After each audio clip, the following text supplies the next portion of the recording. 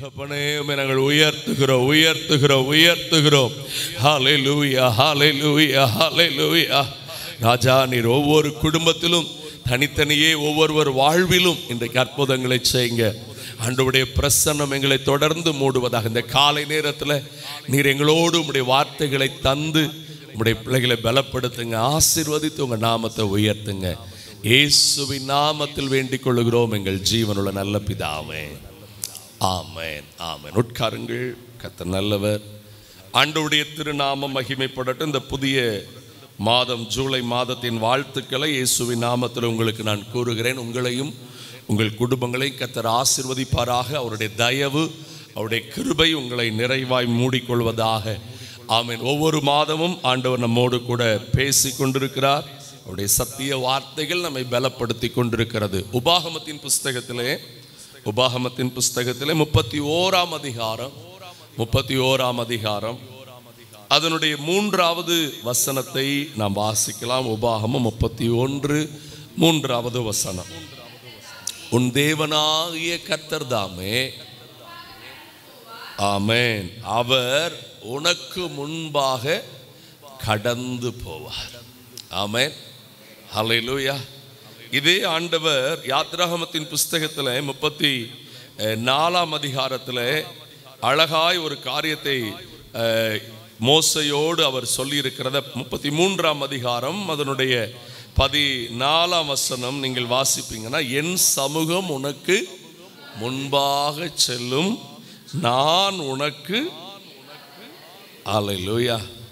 அப்பொழுது மோசே அடுத்த வசனத்தில் இப்படி ஜெபம் பண்ணுகிறார். அப்பொழுது அவன் தேவனை நோக்கி, உம்முடைய சமூகம் எங்களை இவ்விடத்திலிருந்து, ஆங்கிலத்தில் எப்படி இருக்குதுன்னா, ஒரு ஸ்டெப்பு கூட என்னைய கொண்டு போகாதே.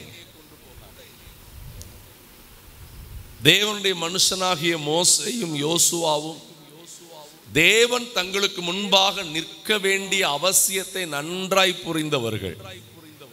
இன்றைக்கு இந்த காலை நேரத்தில் இந்த ஆண்டின் நடுப்பகுதியில் நாம் நம்முடைய இருதயத்தில் நிறைத்து வைக்க வேண்டிய காரியம், ஆண்டவர் இல்லாமல் என்னால் ஒன்றும் செய்யவே முடியாது. இன்றைக்கு அவர் என்னில் நிறைந்திருக்க வேண்டும், என் நினைவில் நிறைந்திருக்க வேண்டும், என் பேச்சில் நிறைந்திருக்க வேண்டும், என்னுடைய எல்லா உறவாடுதலிலும் அவர் நிறைந்திருக்க வேண்டும். அவரே எனக்காக யாவற்றையும் செய்து முடிக்க வேண்டும். அல்லேலூயா அல்லேலூயா.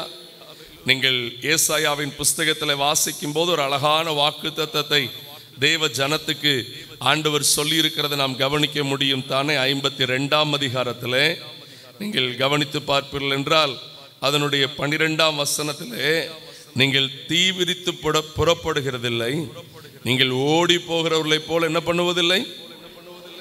எனக்கு அருமையானவர்களே, திருட்டுத்தனமா வாழ்ற வாழ்க்கை நம்ம வாழ போறதில்லை. we are living a original life. அல்லேலூயா. தேவனுடைய கையிலிருந்தே வந்திருக்கிற ஆசீர்வாதத்தை கர்த்தர் நமக்கு தந்திருக்கிறார். கர்த்தர் உங்களுக்கு முன்னே போவார், இஸ்ரவேலின் தேவன் உங்கள் பிறகே உங்களை, ஆங்கிலத்தில் இருக்குது ரியர் காட் அப்படின்னு இருக்குது. என்ன அர்த்தம் அப்படின்னா, பின்புலத்துக்கான பாதுகாப்பு அரணே அவர்தான். அல்லேலூயா. நம்ம தேசத்தின் தலைவர்கள் வெளியில் எங்கேயாவது வரணும்னா அவங்களுக்கான அந்த எஸ்கார்டு எல்லாம் போட்டிருப்பாங்க. அதில் ரொம்ப பிரிவுகள் இருக்கிறது. எல்லா பாதுகாப்பின் காரியங்களையும் வச்சுதான் கர்த்தர் அங்கே கிரியை செய்வார். அவங்களும் அங்க முன்ன போகணும்னா அந்த பாதுகாப்பு இல்லாமல் அவங்க போகிறதில்லை. நம்முடைய கர்த்தர் நம்மை சுற்றிலும் இருக்கிறார். அல்லேலூயா. ஆமா, அவர் நமக்கு முன்னாடி போகிறார். 125ஆம் சங்கீதத்தில் சொல்லும் போது 1ஆம் வசனத்தில் சொல்றாரு பாருங்க, பர்வதங்கள் எருசலேமை சுற்றி இருக்குமாம் போல இது முதல் உங்கள் தேவனாகிய கர்த்தர் என்றென்றைக்கும். 2ஆம் வசனம் பாருங்க, தம்முடைய ஜனத்தை சுற்றிலும் இருக்கிறார். நாம் நம்ம பிள்ளைய பார்த்ததை விட அவர் நம்மளை பார்த்துக்கிடுவாருங்க. நாம் நம்ம பிள்ளைகளை பார்க்கறத விட கர்த்தர் நம்ம பிள்ளைகளை பார்த்துக்கிடுவாருங்க. நாம் நம்முடைய வேலைகளை, நம்முடைய தொழில்களை பார்க்கிறதை விட கர்த்தர் பார்த்து கொள்வாருங்க. ஏன்னா அவர் கொடுத்தது, அவர் நடத்துகிறது. ஆமென். எப்போது சொல்லணும், ஆண்டவரே நீர் எங்களுக்கு முன்னாடி போயிட்டு இருக்கிறீங்கப்பா. இந்த காலை நேரத்தை விடிய பண்ணினது யார்? இன்றைக்கு காலை அவர் சமூகத்தில் வந்து உட்கார பண்ணினது யார்? இன்றைக்கு காலையில் உங்களோடு அவருடைய வாயை திறந்து அவர் பேசி கொண்டிருக்கிறாரே, அவருடைய வாஞ்சை எவ்வளவு! அல்லேலூயா. நான் உனக்கு முன்னே போவேன். அவர் இன்னும் ஆழமா ஏசாயா 45 அழுத்தமா பேசி இருக்கிறார். நீங்க அதை கவனிக்கும் போது, ஆமென், அதுவும் அபிஷேகம் பண்ணப்பட்ட ஒரு அந்நிய ராஜாவோடு இருந்து தம்முடைய ஜனத்தை ஆசீர்வதிக்கும்படிக்கு அவர் கொடுக்கிற ஒரு வாக்கு தத்தத்தை நீங்கள் 45ஆம் அதிகாரத்தில் 2ஆம் வசனத்தில் வாசிக்க முடியும். நான் உனக்கு முன்னே போய் கோணலானவைகளை செம்மையாக்குவேன். நீ நினைச்ச மாதிரி லைஃப் ரொம்ப இன்ட்ரெஸ்டா இல்ல, எதிர்பார்த்த மாதிரி பல காரியத்துல ரொம்ப சிறப்பா நடக்கல, நன்றியப்பான்னு சொல்லி நீ வாழ்ற. ஆனா இருக்கிற கோணலை நான் பார்த்துக்கிடுவேன். அல்லேலூயா. நம்முடைய நிலைமை என்ன? நாம் எப்படிப்பட்டவர்கள்னு கொஞ்சம் பைபிள்ல சில வார்த்தைலாம் இருக்குது. நம்முடைய தலைமுடியை நம்மால வெள்ளையாகவோ கருப்பாக்கவோ இயற்கையாய் முடியாது. எப்படி முடியாது? ஆமென்.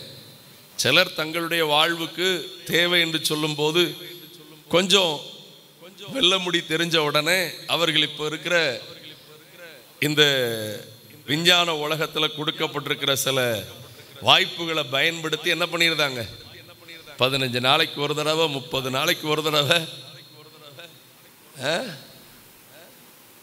அவர்களுடைய ப்ரொஃபஷனுக்கு தக்க அவங்க தங்களை தேவன் தந்திருக்கிறபடி அழகாக்கி கொள்ளுகிறார்கள். பட் குறிப்பிட்ட காலத்தில் கரெக்டாக அது என்ன பண்ணிடும், அது ரைட்டு தப்புங்கிற சொல்ற காரியத்தை கர்த்தர் யாருக்கும் டிசைட் பண்ண கொடுக்க மாட்டார். நம்மளால இயற்கையா ஒரு தலைமுடியை கூட நம்மளால சரி பண்ண முடியாது. தலைவலி வந்துட்டா நம்ம எவ்வளவு கஷ்டப்படுறோம். மாற்றங்களை தருகிறவர் தேவன், பூரணமான மாற்றங்களை தருவார்.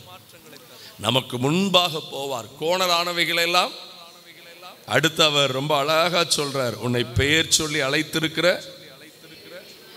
இஸ்ரவேலின் தேவனாகிய கர்த்தர் நானே என்று நீ அறியும்படிக்கு வெண்கல கதவுகளை, இரும்பு தாழ்பாள்களை, அந்தகாரத்தில் இருக்கிற பொக்கிஷங்களையும் புதையல்களையும் உனக்கு கொடுப்பேன்.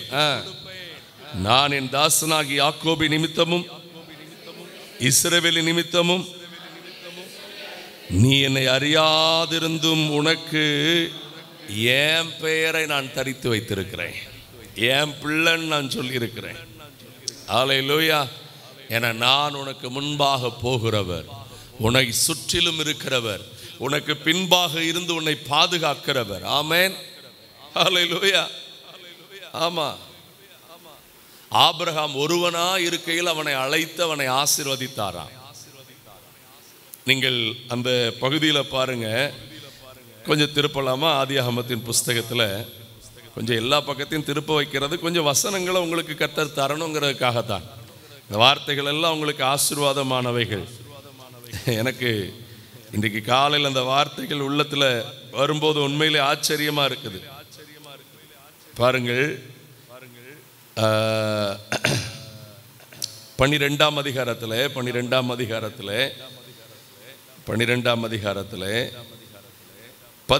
வசனம் பாருங்கள். கர்த்தர் பார்வோனையும் மகாவாதையினால் என்ன பண்ணினார்? வாதித்தார். ஆமென். ஏன் வாதித்தார்? இவன் ஒரு பொய்ய சொன்னான், நான் தனியா இருக்கிறேன், எனக்கு பின்புலமா யாருமே இல்ல, எனக்கு கூட யாரும் இல்லைன்னு இவன் நினைச்சான். ஆனா கர்த்தரோ இவனுக்கு பின்புலமா நின்று, ராஜா இவனுக்கு எதிராக நின்ற போது கூட கர்த்தர் அங்க ராஜாவை வாதித்து இவனை பாதுகாக்கிறார். இன்னைக்கு உங்க வாழ்க்கையில நீங்க தனியா இருக்கிறேங்கிறது சில நேரத்தில் நம்ம என்ன தெரியுமா பண்ணிருந்தோம், நம்மளே போய் நமக்கானதை எல்லாத்தையும் செஞ்சு முடிச்சிருது. அது ரொம்ப தவறான ஒரு விஷயம். புதிய ஏற்பாட்டில் நீங்க வீட்டில் போய் படிச்சு பாருங்க. யோவான் 15 இருக்கு ரொம்ப தெளிவாய், நானே மெய்யான திராட்சை செடி, என் பிதா திராட்சை தோட்டக்காரர், நீங்கள் கொடிகள். எவ்வளவு அழகா சொல்றாரு பாருங்க. நீங்கள் எல்லாத்தையும் என்கிட்ட இருந்து வாங்கி வாழ்ந்துகிட்டே இருங்க. ரட்சிப்பு, அபிஷேகம், விடுதலை, மகிமை, பிரசன்னம், வார்த்தை எல்லாம் என்கிட்ட இருந்து தான் உங்களுக்கு வரப்போகுது. பிறகு எதுக்கு நீங்களாவே அதை சொல்லிட்டு அவர் அங்க ஒரு வார்த்தை அழுத்தமா சொல்லியிருக்கிறார். 5வது வசனம் 6வது வசனமோ தெரியல, அதை நீங்க படிச்சா கரெக்டா தெரியும். என்னை அல்லாமல் உங்களால் ஒன்றும் செய்ய, எத்தனாவது வசனப்பா? 5வது வசனம். உங்களால ஒன்று செய்ய முடியாது. நீங்க நினைக்கிற மாதிரி நடக்காது, ஏதோ நடக்கும். ஆனா கர்த்தர் திட்டமிட்ட மாதிரி உங்களுக்கு திருப்தியா இருக்கிற மாதிரி நடக்க முடியாது. ஆகவே அவர் இல்லாமல் நம்மளால ஒன்று செய்ய முடியாது. அல்லேலூயா, ஆமென். நீங்கள் இந்த ஆபிரகாமின் சம்பவங்கள்ல பாத்தீங்கன்னா இன்னொரு இடத்துல ரொம்ப அழகா சொல்லப்பட்டிருக்கும், நீ அழைப்பித்த ஸ்திரீ நிமித்தம் நீ செத்தாய் அப்படிங்கிற ஒரு வார்த்தை இருக்கும். அல்லேலூயா, ஆமா. ரட்சிக்கப்பட்ட தேவ பிள்ளையே, நீங்க ஏதோ ஒத்தையில வீட்டில் இருக்க, நமக்கு சில நேரத்தில் அதுதான் நம்மளை சாத்தான் அப்படியே தூண்டி விடுறதுக்கு. ரொம்ப யார் சாப்பிட்டியான்னு கேட்க ஆள் இல்லை, உட்காந்தியான்னு கேட்க ஆள் இல்லை. யார் வேணும்?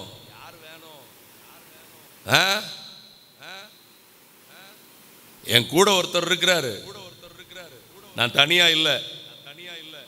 அந்த உணர்வு வேணும் நமக்கு முதல்ல. அந்த அனுதாப பேயே நம்மள என்ன பண்ணிட்டு இருக்க கூடாது. யாரும் நமக்கு அனுதாபப்பட்டலாம். நான் வருஷ ஊழிய ஆரம்பத்தில் அதான் சொன்னேன். அப்போ கொஞ்சம் 4-5 விசுவாசிகள் இருக்கிற காலத்தில் நான் சொன்னேன், கடன்பட்டு காணிக்க கொடுக்காதீங்க, கட்டாய காணிக்க கொடுக்காதீங்க. ஆரம்ப ஊழியத்திலிருந்தே சர்ச்சில் நான் அப்படிதான் சொல்லி வளர்த்துருக்கிறேன். அது நான் சொன்னதில்லை, எனக்குள்ள இருந்து கர்த்தர் சொல்ல வச்சது. எல்லாத்துக்கும் மேல அனுதாபப்பட்டு, ஐயோ பாஸ்டர் என்ன செய்வார், கர்த்தர் ஏவுவார். கண்டிப்பா கர்த்தர் பாருங்க, நம்ம ஊழியத்தில் இத்தனை நாட்களும் எத்தனையோ பாடுகள், எத்தனையோ வேதனை கடந்து வந்திருக்கிறோம். கர்த்தர் கிருபை வச்சதுனால அநேக மனித தயவுகளை கர்த்தர் எழுப்பினார். சபைக்குள்ளிருந்து எழுப்பினார், வெளியிலிருந்து எழுப்பினார். அந்த தேவ கிருபையும் மனித தயவும் தான் சபையை நடத்தி வந்தது. ஆனால் கர்த்தர் எங்கேயும் அனுதாபப்பட்டு நிக்க விடல. நான் இல்லாட்டா கர்த்தர் அவங்களை கர்த்தர் உன்னை கொண்டு செய்யணும்னு யாரை ஏவுகிறாரோ அவங்களை கொண்டு செஞ்சுக்கிட்டே இருப்பார். சொல்றாரு, அந்த ராஜாவை பார்த்து சொல்றார், நீ அழைப்பித்த ஸ்திரீ நிமித்தம் நீ செத்தாய். கொஞ்சம் நெஞ்சில கை வச்சு சொல்லுங்க, எனக்கு யாராவது பிரச்சனை கொடுக்கணும்னு நினைச்சா அங்க போயிருவார். அங்க போயிட்டு சொல்லுவாரு, நீ செஞ்சது நிமித்தம் உனக்கு காரியம் வாய்க்காது. அல்லேலூயா.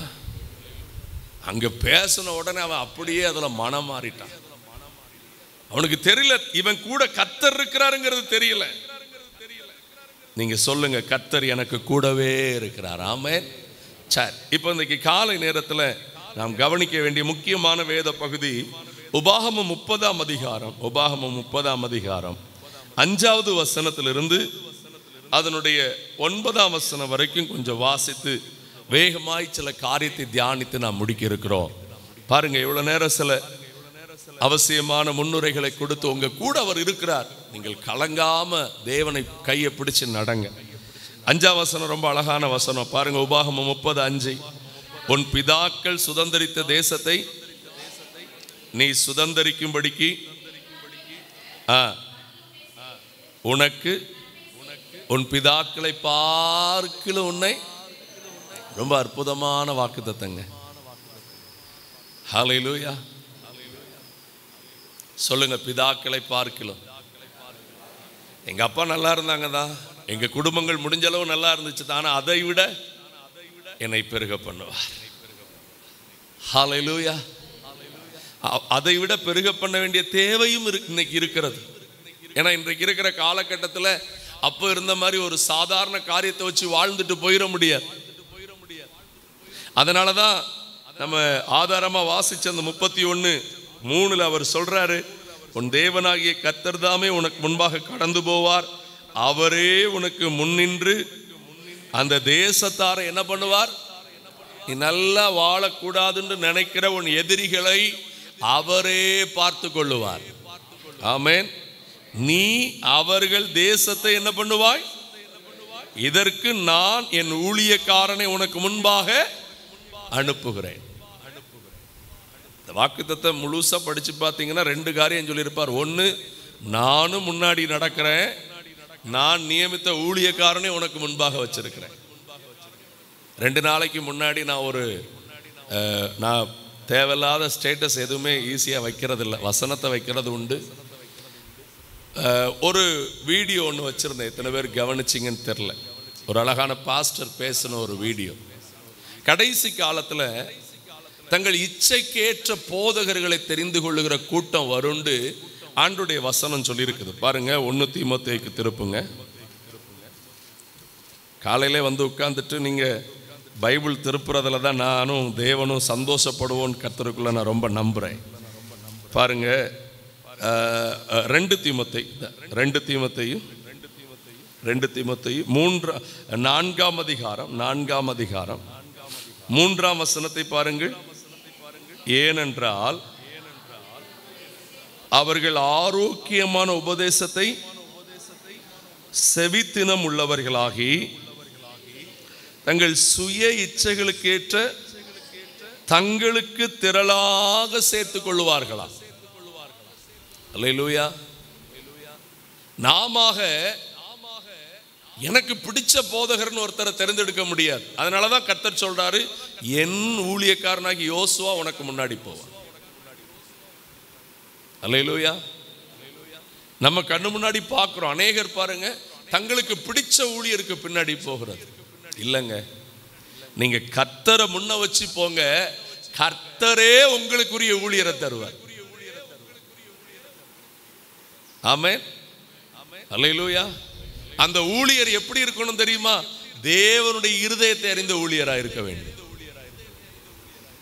தேவனுடைய இருதயத்தை அறிந்த ஊழியர்கள் தான் ஜனங்களுடைய வாழ்வுக்கு அவசியமானதை குறித்து பேசுவார்கள். அல்லேலூயா. அதுவும் நீங்கள் இந்த பகுதியில் வாசித்து பார்த்தீங்கன்னா, கொஞ்சம் நீங்கள் அந்த 2 தீமோத்தேயு 3 பார்ப்பீங்கன்னா 16ஆம் வசனம் பாருங்க. 3:16 வேத வாக்கியங்கள் எல்லாம் தேவனுடைய மனுஷன் எந்த நற்கிரியை செய்ய, ஒரு சபை ஒரு விசுவாசி நற்கிரியை செய்ய தகுதியாகும்படிக்கு அந்த வசனத்திலிருந்து என்னெல்லாம் வருதா?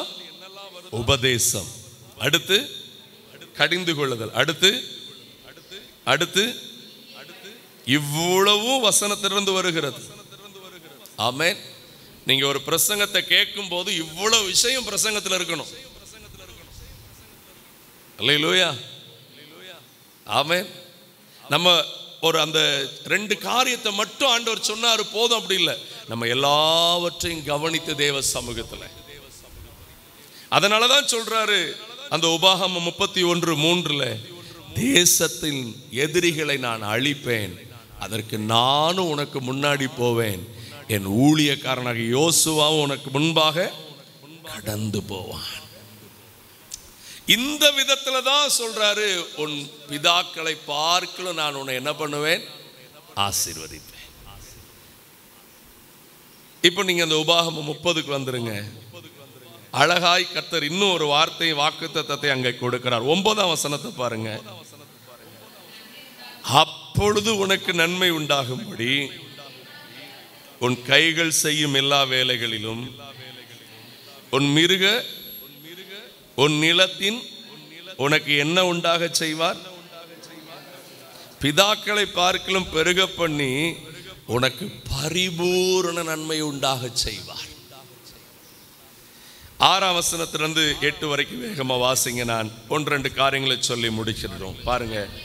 நீ உன் தேவனாகிய கர்த்தரில் உன் முழு இருதயத்தோடும் அன்பு கூர்ந்து பிழைக்கும்படி உன் இருதயத்தையும் விருத்த சேதனம் பண்ணி, ஓ மேல சத்துரு சொல்ற சாபத்தெல்லாம் உன் சத்துருக்கள் மேலும் உன்னை துன்பப்படுத்தின பகைஞர் மேலும் நீயோ கர்த்தருடைய சத்தத்துக்கு இன்று நான் உனக்கு விதிக்கிற அவருடைய கற்பனைகளின்படியும் செய்வாய். இந்த வாக்குத்தத்தங்கள் நான் சொன்ன அத்தனை நிறைவேறணும்னா நம்மகிட்ட 3 காரியத்தை கேட்கிறார். 1, அவரிடத்தில் அன்பு கூர்ந்து விடு. இந்த ஜூலை மாதம் காலையிலையும் கர்த்தர் நம்மகிட்ட கேட்கறதெல்லாம் பேதுருவை பார்த்து கேட்ட மாதிரி தான். இவர்கள் எல்லாரிலும் நீ என் மேல் அன்பா இருக்கிறாயா? ஆமென். சரி, நீங்க எந்த நிலைமையில் உட்கார்ந்து இருக்கிறீங்கன்னு தெரியல. ஆனா நீங்க ஒரு நிமிஷம் கண்ணை மூடி ஆண்டவர் சமூகத்தில் உங்கள் இருதயத்தின் ஆழத்திலிருந்து சொல்லுங்க, ஆண்டவரே நான் உம்மை அதிகமாய் நேசிக்கிறேன் அப்பா. ஹல்லேலூயா. சொல்லுங்க. உங்களுக்கு தெரியும், மனம் உடைஞ்சி போய் சில நேரத்தில் தனிமையில் நின்று என்னை நேசிக்க யாரும் இல்லைன்னு சொன்னா, கர்த்தர் இன்றைக்கு அந்த நாள் முதற்கொண்டு இன்றைக்கு வரைக்கும் 2 கரத்தையும் விரித்தவர் சொல்லுகிறார், நான் உன்னை நேசிக்கிறேன். ஆனால் அவர் என்ன கேட்கிறார்? நீ என் மேல் அன்பா இருக்கிறாயா? நீ என் மேல் அன்பா இருக்கிறாயா? ஆமென். உன் இருதயத்தை எனக்கு தா, உன் கண்களின் வழியை நோக்கட்டும். ஆண்டவரை பார்த்து சொல்லுங்க, நான் உம்மை அதிகமாய் நேசிக்கிறேன் ஆண்டவரே, நான் உம்மை நேசிக்கிறேன் ஆண்டவரே, நான் உம்மை நேசிக்கிறேன், எந்த உயிரை பார்க்கிலும் நான் உம்மை நேசிக்கிறேன், எந்த உயிரை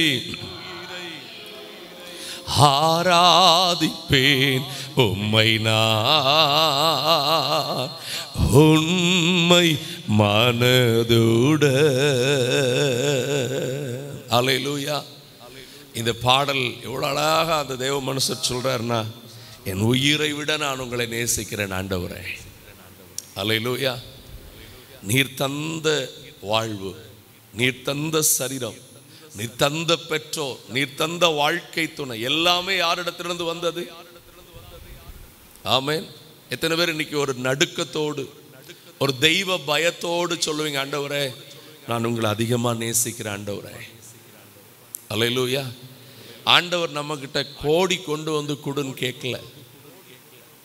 அதான் அடிக்கடி ஒரு பாட்டு நம்ம பாடுவோம்ல, தங்கத்தை கேட்கவில்லை, வைரத்தை கேட்கல, உள்ள இன்னைக்கும் திரும்ப திரும்ப அவர் அதான் சொல்றார், உள்ளத்தை எனக்கு கொடு, என்னை அதிகமா நேசி, என்கிட்ட உறவாடு.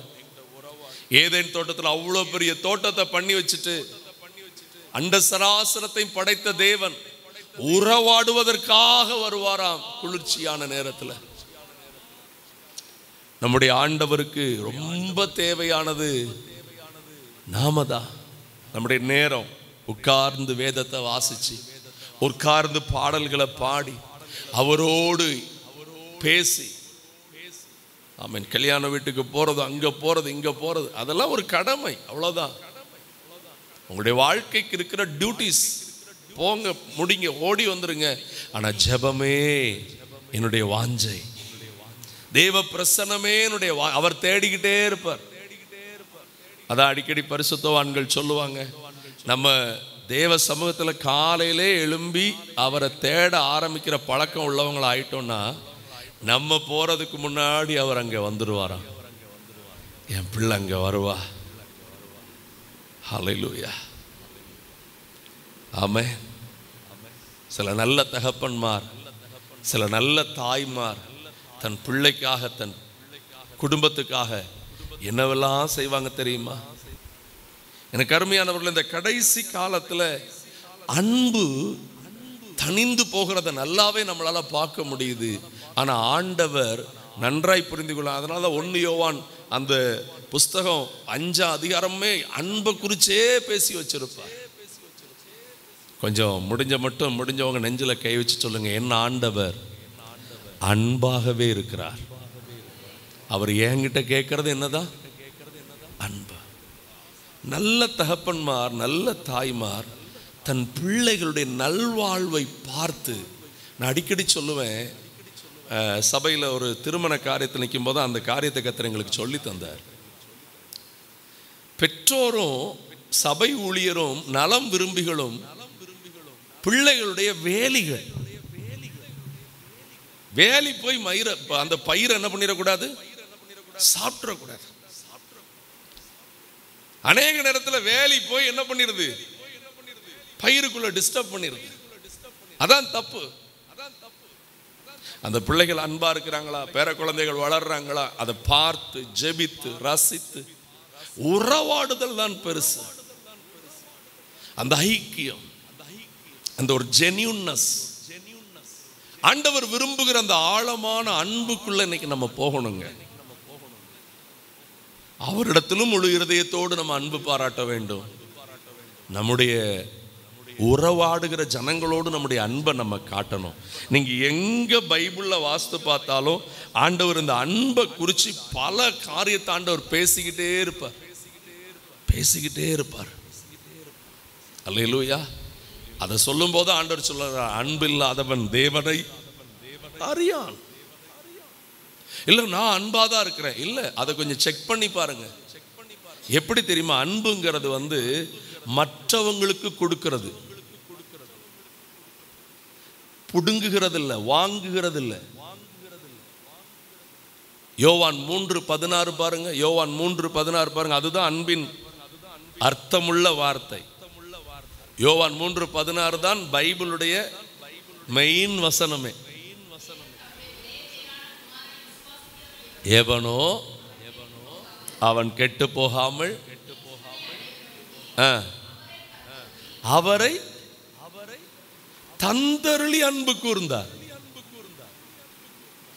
எனக்கு அருமையானவர்களே, இன்றைக்கு காலை நேரத்தில் தன்னையே தந்த தேவன் மேல அன்பு வச்சிருங்க. தன்னையே தந்த தேவனை போல உங்க வாழ்க்கை உறவுகள் மேல அன்பு வச்சு நீங்க வாழ கத்துக்கிட்டீங்கன்னா உங்க வாழ்க்கைக்கு முன்னாடி அவர் கடந்து போவார், சத்துருக்களை அழிப்பார், நீங்கள் தேசத்தை சுதந்தரிப்பீர்கள். அல்லேலூயா. அன்புங்கிற அந்த விஷயம் மிஸ் ஆயிடுச்சுன்னா ஆண்டவர் ஆசீர்வதிக்கவே முடியாது. ஏற்கனவே சாத்தான் பிரிவினைகளை கொண்டு மனிதர்கள் துர் ஆலோசனை உள்ளவங்களா வளர்ந்துருக்கிறப்போ நம்ம ஏன் இன்னும் அந்த அன்பை மிஸ் பண்ணணும்? ஆண்டவர்கிட்ட கேளுங்க, ஆண்டவரே நாங்கள் இன்னும் அன்பா இருக்கிறதுக்கு எங்களுக்கு என்ன பண்ணுங்கப்பா, உதவி செய்யுங்க. ஆமென், ஹல்லேலூயா. சரி, நீங்க அந்த 6ஆம் வசனத்தை கொஞ்சம் கவனிப்பீங்களா? உபாகமம் 30:6. உன் தேவனாகிய கர்த்தரில் நீ உன் முழு இருதயத்தோடும் அன்பு கூர்ந்து பிழைக்கும்படி. அன்பு கூர்ந்தாதான் பிழைக்க முடியுங்க. இது ரொம்ப ஆழமான விஷயம். அடுத்து பாருங்க, உன் தேவனாகிய கர்த்தர் உன் இருதயத்தையும் என்ன பண்ணினார்? ஏன் அநேகரால ஆண்டவர் எதிர்பார்க்கிற மாதிரி அன்பு செய்ய முடியலன்னா, இருதயத்துல நீக்கி போட வேண்டிய பல விஷயத்தை நம்ம உள்ளேயே வச்சுக்கிட்டு இருக்கிறோம். ஆமென். ஒவ்வொரு மனிதனுடைய இருதயத்தையும் குறித்து ஆண்டவர் பல காரியத்தை சொல்லி இருக்கிறார். அதுல ஒரு காரியம் பாருங்க, எரேமியாவில் ஆண்டவர் சொல்லியிருக்கிற காரியம் 17ஆம் அதிகாரம் 9ஆம் வசனத்தில் இருக்கிறது. எல்லாவற்றை பார்க்கிலும் இருதயமே மகா, அதை அறியத்தக்கவன். ஆமென். The natural heart. அப்படிதான். இப்படி சொல்லி அப்படி சொல்லி இப்படி யோசிச்சு அப்படி யோசிச்சு, அப்ப இந்த இருதயத்தை என்ன செய்யணும்?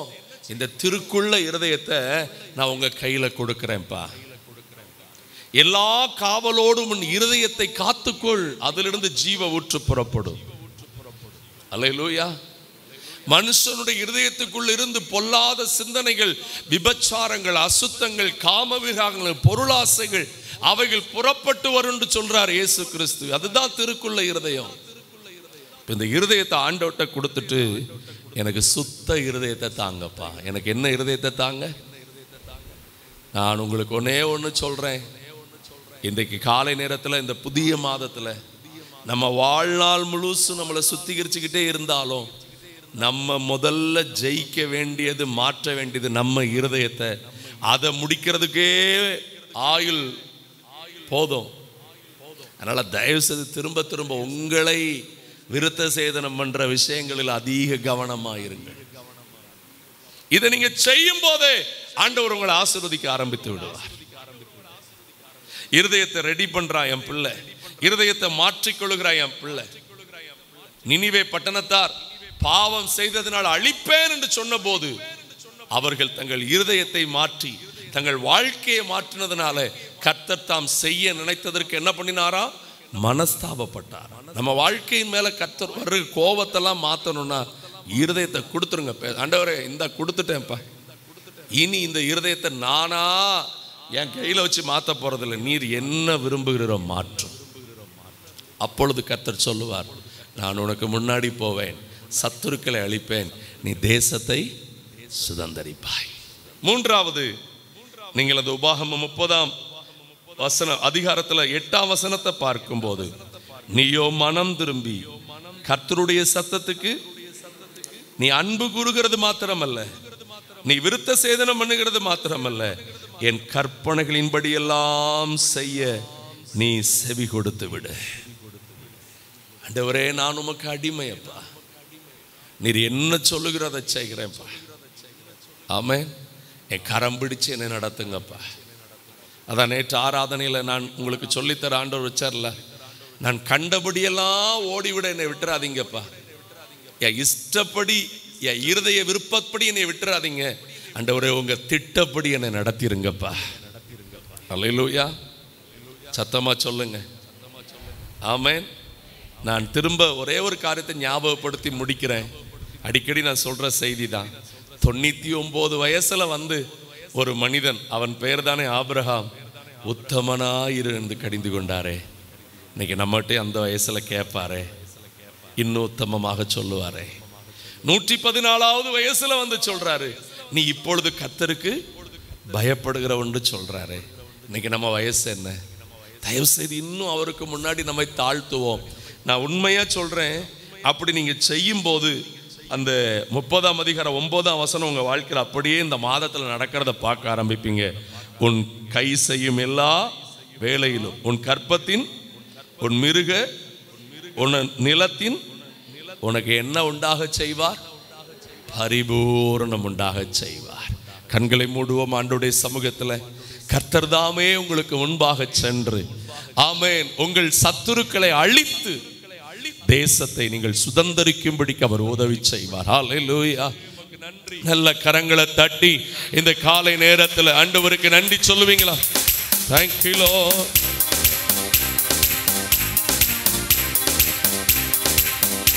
என்னை நடத்திடும் தேவன் என்னோடு இருக்க பயமே எனக்கில்லையே.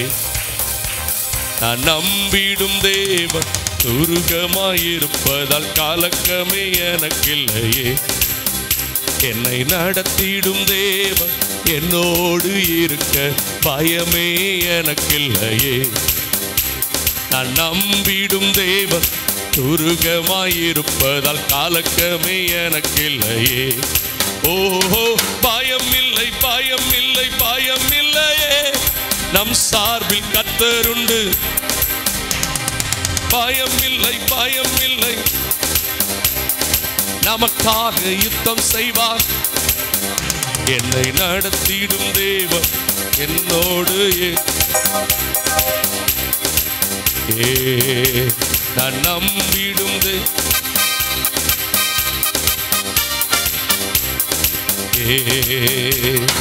முந்தினதை நீ யோசிக்காதே, பூர்வமானதை சிந்திக்காதே. முந்தினதை நீ யோசிக்காதே, பூர்வமானதை சிந்திக்காதே. மேலானவைகளை சுதந்தரிக்க வேறொன்றை செய்வார் பயமில்லை. ஓ, மேலானவைகளை சுதந்தரிக்க வேறொன்றை செய்வார் பயமில்லை. ஓ, பயமில்லை, பயமில்லை, நம் சார்பில் கர்த்தர் உண்டு. ஓஹோ பயமில்லை, நமக்காக யுத்தம் செய்வார். என்னை நடத்திடும் தேவன். பயமே நல்லா நல்லா பாடுங்க, பயங்கள் வெளியேறட்டும். அவரை நம்பி இருக்கிற நீங்க பயப்பட தேவையில்லை. இல்லையே நடத்திடும் தேவன் என்னோடு இருக்க பயமே எனக்கு இல்லை. நான் பயப்பட வேண்டிய தேவையில்லை. நான் நம்பிடுகிற தேவன். வலது கரத்தை உயர்த்தி சொல்லுங்க, கர்த்தர் எனக்கு முன்பாக போகிறார். அவர் சத்துருக்களை அழிப்பார். நாங்கள் தேசத்தை சுதந்திரிக்கும்படி உதவி செய்வார். அவரில் அன்பு கூறுவோம், இருதயத்தை விருத்த சேதனம் பண்ணுவோம், அவருடைய கற்பனையின்படி செய்ய செவி கொடுப்போம். அவர் எங்களுக்கு பரிபூர்ண நன்மை உண்டாக பண்ணுவார். நாங்கள் தேசத்தை சுதந்திரிப்போம். இந்த பூமியில தலை நிமிர்ந்து அவருக்காய் சாட்சியாய் வாழ்வோம். நித்தியத்தை சுதந்திரிப்போம். அன்பு தகப்பனே, உம்மை நன்றியோடு துதிக்கிறோம். இந்த காலையில் நீர் பேசி உம்முடைய பிள்ளைகளை ஆசீர்வதித்திருக்கிறீர். கர்த்தர் தாமே உங்கள் முன்பாக போவார். அவர் உங்களுக்காக தேசத்தின் எதிரான ஜனங்களை அழித்து தேசத்தை சுதந்திரிக்க பண்ணுவார். என் தாசனாகிய யோசுவா உங்களுக்கு முன்பாக போவான் என்று வாக்கு பண்ணினீரே, வார்த்தைகளை நிறைவேற்றுங்க. இந்த மாதத்தில் எந்த காலமும் இல்லாத அளவு இவர்களே உம்மை காணும்படிக்கு, இவர்களோடு நீர் இருப்பதை சத்துருக்கள் அறியும்படிக்கு இந்த மாதத்தில் கர்த்தர் பலத்த கிரியைகளை செய்து ஆசீர்வதியும். இயேசுவின் நாமத்தில் வேண்டிக் கொள்கிறோம் எங்கள் ஜீவனுள்ள நல்ல பிதாவே.